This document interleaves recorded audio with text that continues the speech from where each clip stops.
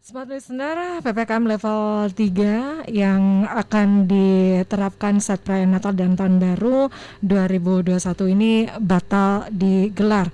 Hal ini secara resmi diumumkan Menteri Dalam Negeri Republik Indonesia. Nah, sebelumnya diketahui bahwa pemerintah rencananya memberlakukan pembatasan kegiatan masyarakat atau PPKM level 3 di semua wilayah Indonesia selama perayaan Natal dan Tahun Baru. Nah, Smart Listener, seperti apa aturan ataupun kebijakan yang diterapkan pemerintah pasca dibatalkannya PPKM level 3 ini tentunya menjelang Natal dan Tahun Baru ini. Nah, untuk pagi hari ini kita akan kembali memperbincangkannya di spesial program untuk hari ini. Makassar Insight ini merupakan salah satu program yang kami hadirkan untuk Anda setiap hari Kamis dari jam 11 hingga jam 12 siang ini.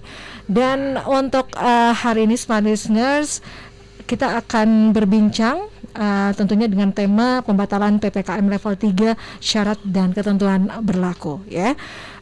Saya perkenalkan dulu beberapa narasumber yang saat ini sudah hadir di studio. Saya sapa dulu, di sini ada Bapak Muhammad Irfan Rahman, Ketua Satgas COVID-19 bidang pendukung BNPB Pusat untuk penugasan Kota Makassar ya. Saya sapa dulu. Assalamualaikum warahmatullahi wabarakatuh, Pak Irfan. Waalaikumsalam warahmatullahi wabarakatuh. Gimana kabarnya, Pak? Alhamdulillah sampai saat ini masih diberi kesehatan. Oke, baik. Dan juga di sini sudah hadir Bapak Hakam Sanusi, Wakil Ketua DPD Asita Sulsel bidang tata niaga inbound dan outbound. Assalamualaikum warahmatullahi wabarakatuh, Pak Hakam. Waalaikumsalam warahmatullahi wabarakatuh. Selamat siang pendengar Smart FM. Gimana kabarnya, Pak? Kabar alhamdulillah sehat, baik. Ya, dan untuk hari ini Smart Listeners, kita akan berbincang-bincang kurang lebih 1 jam ke depan. Tentunya untuk perbincangan ini juga live ya di 101,1 Radio Smart FM Makassar dan juga di channel YouTube Smart FM Makassar. Baik, untuk hari ini sedianya juga ada beberapa narasumber yang juga bergabung bersama kita di hari ini. Ada juga PLT Kepala Dinas Kesehatan Provinsi Sulsel, Bapak Dr. Arman Bausat ya. Bagaimana? Mau bergabung juga Abel Faris? Oke, baik. Saya langsung saja ke Pak Irfan. Pak Irfan, Siap. mohon izin ya Pak Hakam, saya yang pertama saya ke Pak Irfan dulu ya. Siap. Baik, Pak Irfan, ini tadinya ya pemerintah ini akan memberlakukan PPKM level 3 ya. Tapi ini batal dilakukan nih, Pak. Ini gimana nih, Pak, dari Satgas COVID ya, ini bagaimana dengan pengetatan dan juga pengawasan dalam mobilitas masyarakat? Apakah ini tetap dilakukan dari Satgas? Silakan.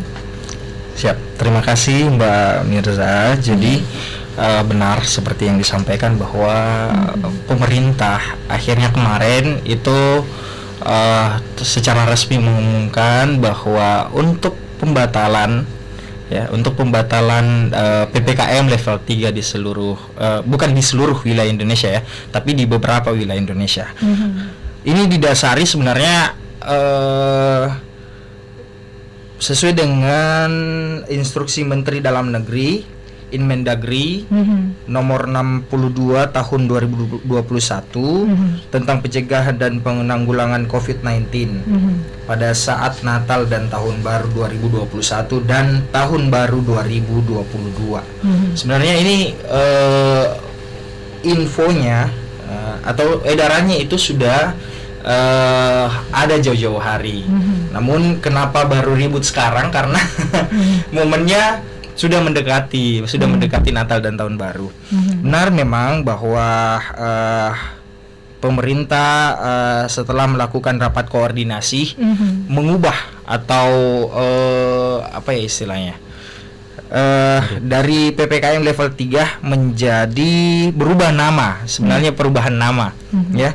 Perubahan nama menjadi pembatasan kegiatan masyarakat di masa Nataru, Natal dan Tahun Baru. Nah, kenapa demikian? Hal yang mendasari itu bahwa kegiatan PPKM level 3 atau status PPKM level 3 tidak serta-merta disematkan disamaratakan setiap wilayah Indonesia. Itu kembali lagi harus di-assessment ulang setiap daerah-daerah yang angka atau tingkat penularannya itu mengalami peningkatan.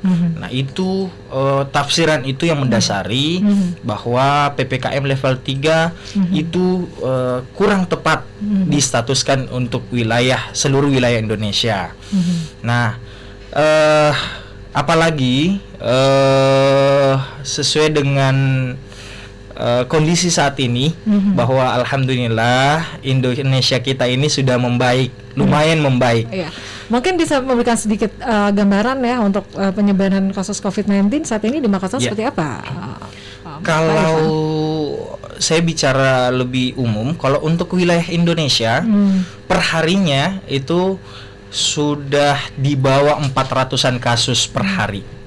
Sudah di bawah 400-an kasus per hari. Yang biasanya itu ribuan kasus per hari. Terakhir kami pantau 2-3 hari kemarin, itu angka kasus penularan terkonfirmasi itu di bawah 400 kasus. Terus yang kedua juga kegiatan vaksinasi itu wilayah Jawa dan Bali sudah mencapai 76%. Atau sudah melampaui dari target yang diinginkan oleh pemerintah. Nah, namun memang kita tidak bisa jumawa dengan hal-hal yang seperti itu, bahwa apalagi ada varian baru, Omikron. Nah, untuk menekan varian baru maupun varian lama yang sudah beredar di masyarakat, yang sudah menyebar di masyarakat. Nah, melalui aturan pemerintah itu sebenarnya bagus sekali, Mbak Mirza, untuk menekan laju penularan, baik penularan COVID tipe-tipe yang sebelumnya maupun Omikron yang saat ini lagi booming-boomingnya. Ya. Jadi untuk pembatalan PPKM level 3 tentunya tidak serta-merta dibatalkan dari segi aturannya. Maksudnya tetap untuk pembatasan kegiatan di masa libur Natal dan Tahun Baru itu ada beberapa aturan yang wajib dipatuhi. Misalkan tetap tidak bisa mengadakan kerumunan. Tetap ada persyaratan gitu. Iya, tetap ada persyaratan. Tetap ada persyaratan, tidak bisa mengadakan kerumunan. Terus untuk kegiatan kesenian dan sebagainya itu ada persyaratan tertentu, ada limitasi jumlah peserta yang boleh hadir. Iya. Seperti itu, Mbak Mirsa. Oke. Kurang lebih. Baik. Pak Irfan, kalau melihat tadi ya untuk kasus penyebaran kasus COVID saat ini untuk di Makassar sendiri bagaimana, Pak? Kalau di Makassar saya kurang memantau untuk 1-2 hari ini. Tapi kalau kita melihat presentase secara nasional saja di bawah angka 400 kasus per hari, maka bisa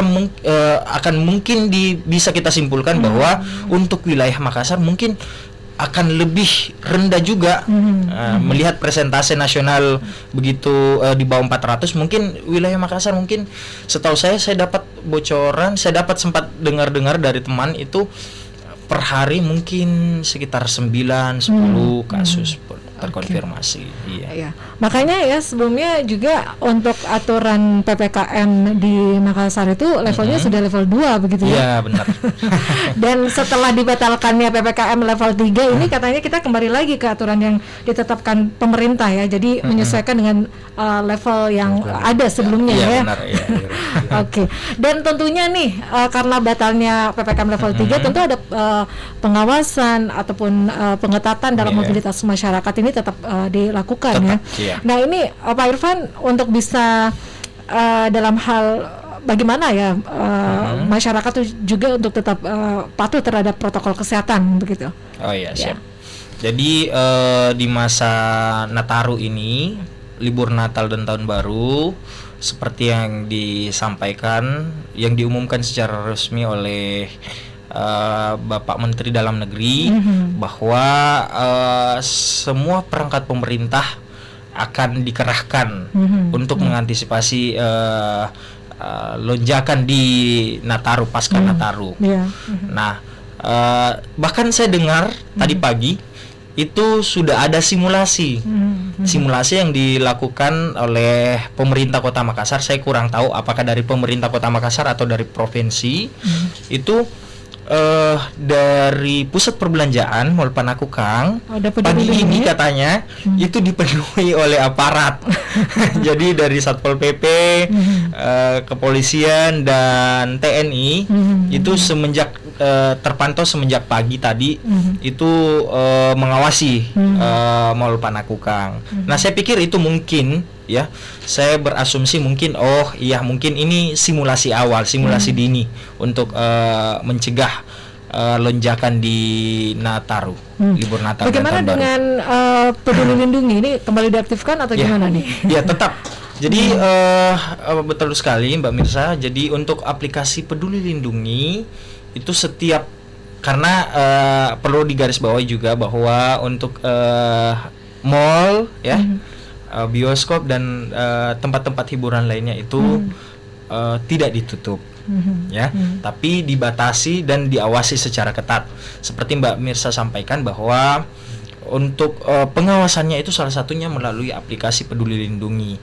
Jadi yang boleh masuk mall, yang boleh masuk bioskop itu orang-orang yang telah divaksin, Nah, itu harga mati untuk pengelola. Jadi itu wajib dipatuhi selama Nataru. Sebenarnya bukan selama Nataru saja sih sebenarnya.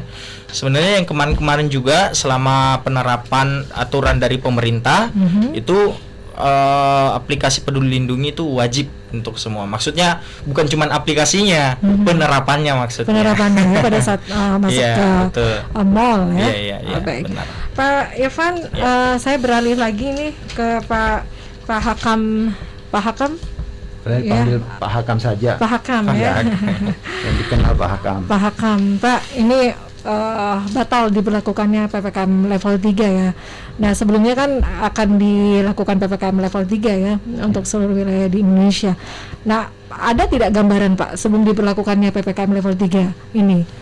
Tapi nyatanya dibatalkan juga oleh pemerintah, Pak. Sebelumnya, gambaran dari di industri pariwisata sendiri seperti apa, Pak?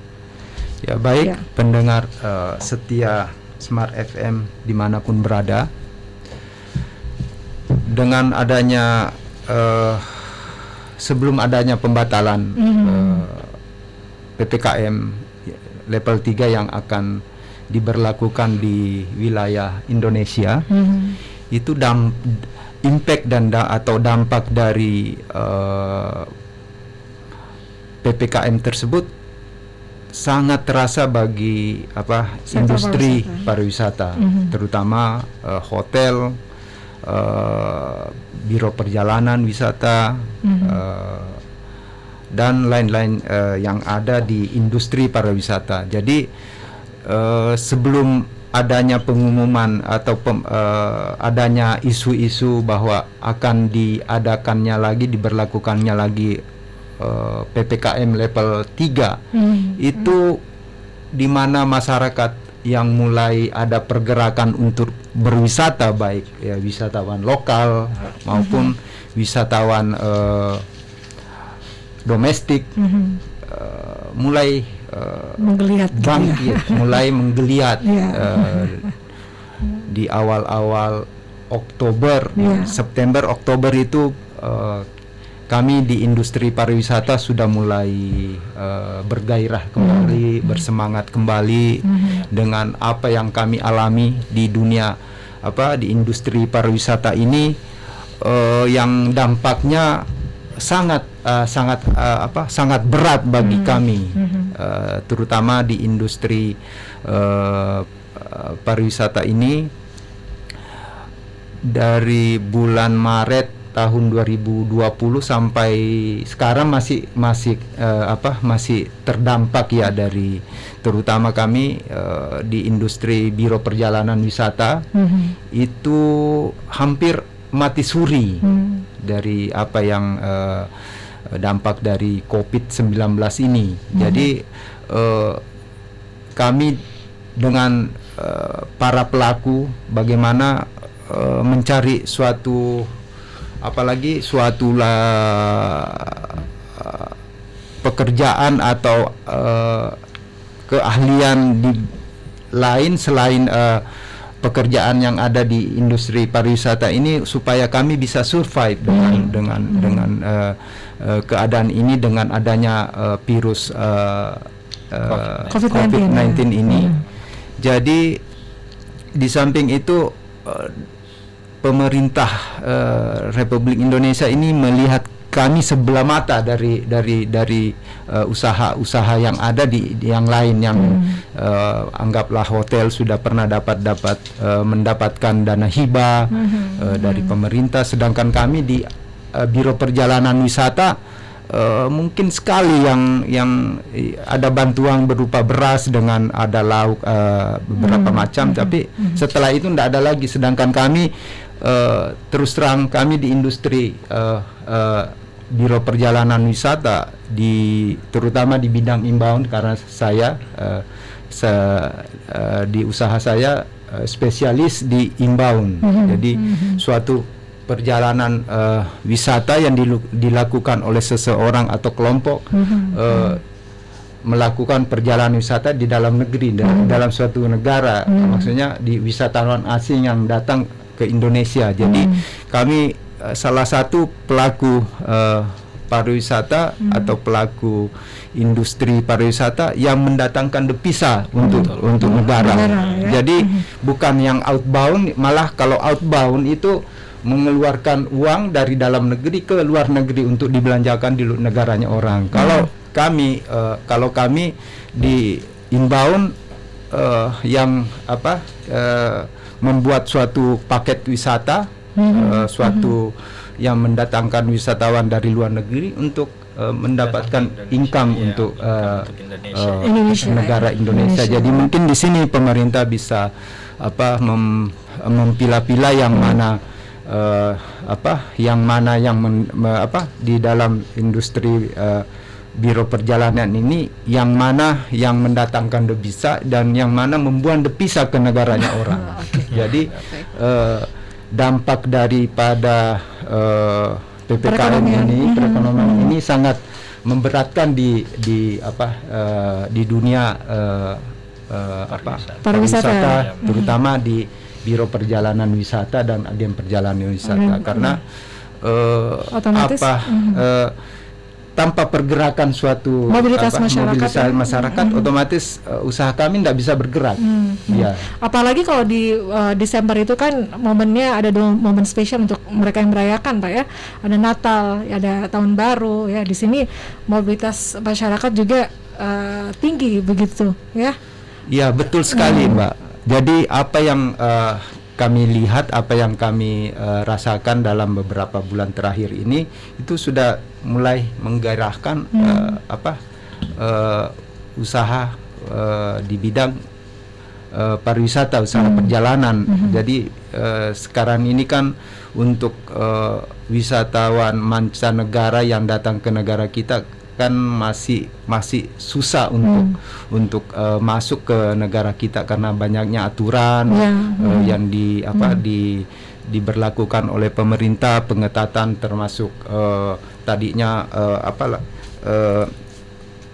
apalagi berwisata ke negara kita tuh adanya tadinya visa on arrival diberlakukan, tapi setelah ada COVID visa harus ada semacam sponsor dari dalam negeri untuk wisatawan yang masuk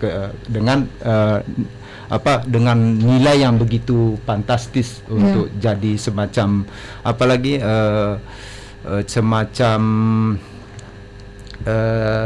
apa ya? Itu relaksasi yang dilakukan oleh pemerintah, Pak. Iya, untuk jadi bisa termasuk meningkatkan. karantina tadinya dari 3 hari menjadi 5 hari, dari 5 hari menjadi 3 hari, sekarang jadi 10 hari lagi. Oke. Pak, Jadi dengan diberlakukannya PPKM level 3 ini, peluangnya untuk meningkatkan tingkat kunjungan di Makassar ini bagaimana Bapak melihat ke depannya, Pak? kalau kunjungan sih sudah tadinya sebelum akan diberlakukannya PPKM saja, demand untuk wisatawan dalam negeri itu untuk Wisnus itu sangat tinggi. Contoh apa yang ada yang di kantor kami itu akan mengadakan menghandle satu rombongan dari Riau kalau tidak salah, akan berwisata ke Tanah Toraja dan Makassar digabung dalam satu paket selama 5 hari, lantas habis setelah itu ke Raja Ampat. Jadi sampai sekarang masih on schedule. Jadi di samping itu kunjungan kerja juga mulai ada menggeliat dari beberapa instansi atau departemen yang ada di Indonesia ini untuk mengadakan perjalanan kunker di combine dengan berwisata di destinasi yang ada di Makassar, ada Makassar and beyond. And beyondnya itu ada Maros, ada Ramang-Ramangnya, ada Bantimurung, ada Leang-Leang, ada Kampung Kelelawar dan lain-lain sebagainya. Lantas ada juga beyondnya itu beyond dari Makassar ada Malino. Lantas yang agak jauh anggaplah ke Takalar dengan Bira. Jadi dampak daripada makin menurunnya apalagi COVID-19 ini, itu masyarakat memang selama hampir 2 tahun ini kayak terbelenggu dalam satu ini. Begitu begitu mulai apalagi nih istilahnya tuh mulai melandai, itu antusiasme daripada masyarakat kita yang ada di Sulawesi Selatan ini itu meningkat. Kenapa meningkat?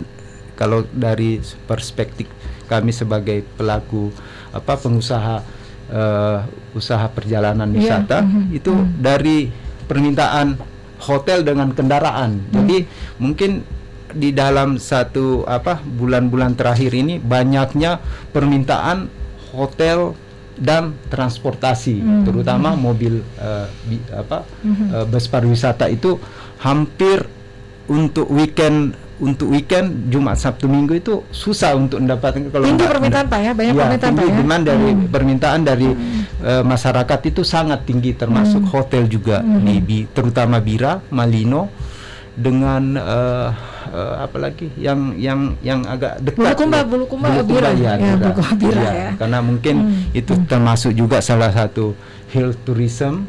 Karena mengapa? Karena biasanya menurut orang sih kalau berendam di laut, air laut itu untuk meningkatkan imunitas tubuh kita ya Pak ya. Iya. Iya. Jadi tetap ya bisa melakukan perjalanan Pak ya, tapi dengan syarat dan ketentuan yang berlaku begitu ya. Tetap kita taat dengan prokes COVID ya Pak ya. Jadi kalau kami kebetulan di usaha kami juga di bidang transportasi. Jadi kami sempat mendapatkan suatu sertifikat CHSE dari Kementerian Pariwisata untuk penyewaan kendaraan wisata. Jadi dengan tidak diberlakukannya PPKM level 3 ini di hampir seluruh Indonesia, wilayah seluruh Indonesia ya, karena memang sih dari segi kalau menurut informasi Makassar ini sudah memasuki PPKM level 2 Pak. Bukan, maksudnya di era herd immunity karena sudah nggak salah sekitar sudah 70% tuh penduduk Makassar sudah Vaksin, divaksinasi. Oke, kita akan berbincang juga sebentar Pak dengan Dinas Kesehatan Pak Provinsi Sulsel ya.